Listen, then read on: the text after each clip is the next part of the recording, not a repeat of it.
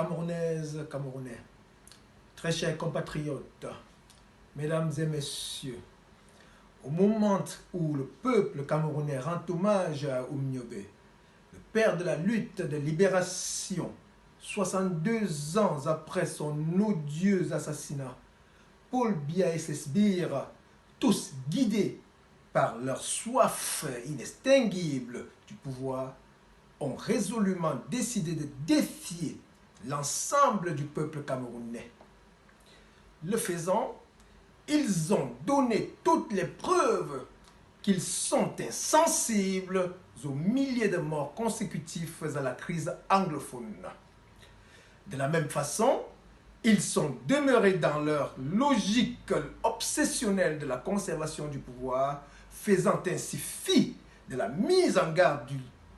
du professeur Maurice Kamto, nouveau leader incontesté et incontestable de la libération du Cameroun, pris en otage par un système aujourd'hui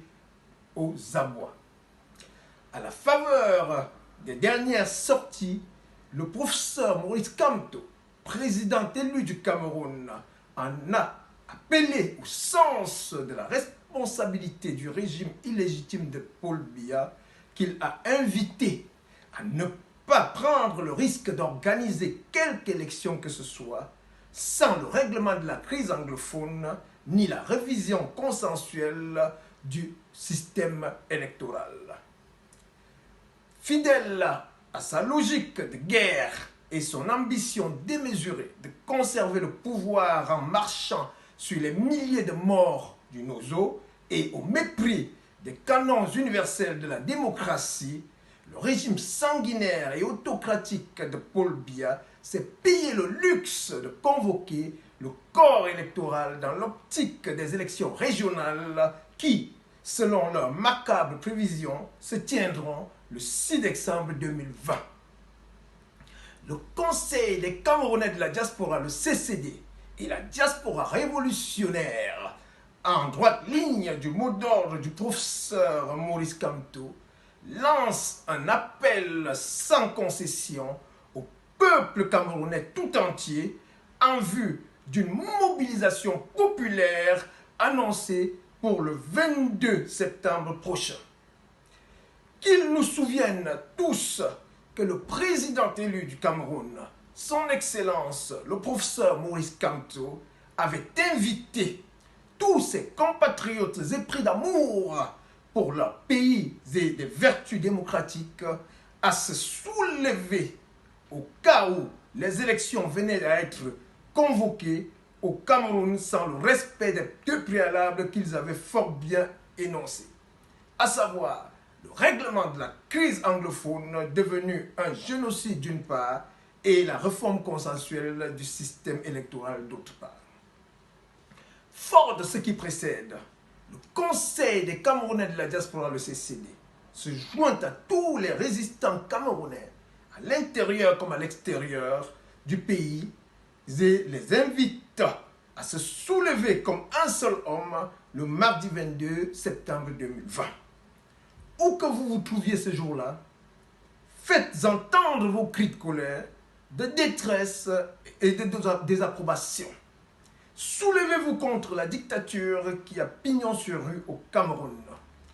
Dites en chœur non à la dictature et au génocide dans le nord-ouest et le sud-ouest. Sans distinction de tribus, de religions, de chapelles politiques ni de couleurs idéologiques, barrons la route à la descente aux enfers que nous vivons au Cameroun sans avoir jamais eu le courage de lever véritablement le petit doigt. Le temps est venu pour que la guerre soit vaincue dans le Nozo. Le temps est venu de construire un Cameroun républicain, citoyen et démocratique. Et comme l'a si bien signifié le leader camerounais de la Révolution, le professeur Maurice Kamto, si l'heure est venue, alors elle est venue. Avant le soulèvement populaire du 22 septembre prochain au Cameroun, les Camerounais de la diaspora prendront la situation en main. En prélude à cette date tout aussi fatidique, le CCD invite tous les Camerounais de la diaspora à donner le ton le 19 septembre 2020. Pour ce, les Camerounais de France se donnent rendez-vous le samedi 19 septembre au Trocadéro dès 12 h pour interpeller